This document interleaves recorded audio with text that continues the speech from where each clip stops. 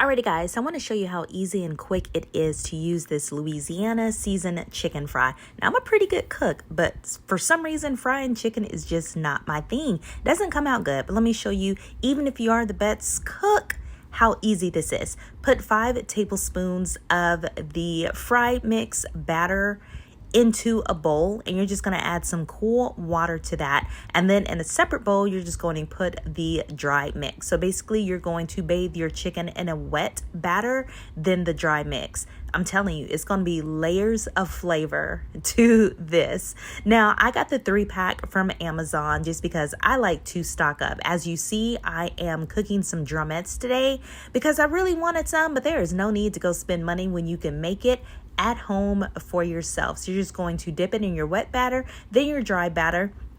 Here is my tip. Instead of frying it super fast, cook it on medium high and let it cook and then work on your color. Y'all, this came out so good, so highly seasoned and delicious. If you're not great on working on your seasonings, this Louisiana chicken fry mix has you. You don't have to add anything to it but water. You're gonna come out with some perfect chicken. Hope you guys try it.